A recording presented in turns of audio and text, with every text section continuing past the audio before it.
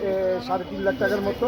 এই টাকাটা আমরা দাবি করছি। OC sir, circle SP sir ওনারা আশ্বস্ত করছে, পশু সম্পদ মন্ত্রণালয়ের লোকজন আশ্বস্ত করছে, ওনারা আমাদের এই টাকাটা এখানেই পে করে দিয়ে যাবে। এই মহিষটির নামকরণ কিভাবে হলো? মহিষটা আমরা যখন কিনি, এটার ইতিহাস, আমরা রমজান মাসের 1 সপ্তাহ পরে সম্ভবত মহিষটা ক্রয় করি।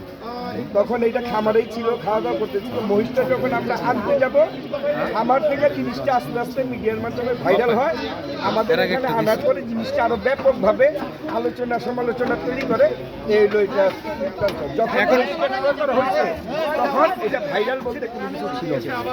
এখন মহিষটি আপনাদের প্রাণী সম্পদে চলে যাচ্ছে, আপনাদের কিরকম লাগছে, অনুভূতিটা কি?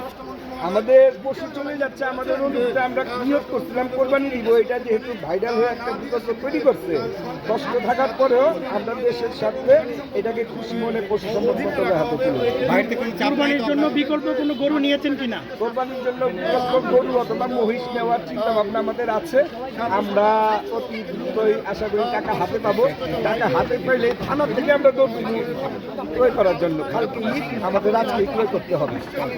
কোনো ধরনের রাজনৈতিক প্রেশার বা কোনো চাপ আছে কিনা বৈশ্বিকভাবে? এইখানে বেশি পরিমাণে রাজনৈতিক চাপ নাই, বরঞ্চ রাজনৈতিকভাবে আমাদের বলবাই বলছে তারেক রহমান সাহেবের নির্দেশনা যেভাবে উনি এটা দেখছেন, বিষয়টা জানছেন সুন্দরভাবে, যাতে যেটা প্রসেসিং করা হয়েছে রাষ্ট্রীয়ভাবে আমরা তুলে দিচ্ছি প্রাণী সম্পদ মন্ত্রণালয়। এটি আমাদের নির্দেশনা, আমরা মেনে নিয়েছি। কুরবানির উদ্দেশ্যে কিনে আনা এই মহিষটি নামের কারণে আপনাদের কাছ থেকে চলে যাচ্ছে, কারণটা কি আসলে? কারণটা হইতেছে, দেখেন, এটা আল্লাহর নামে কোরবানি করা একটা পশু। যেভাবে জিনিসটা ভাইরাল হলো, নামকরণ করা, এটা আমরা ছোটবেলায় দেখি।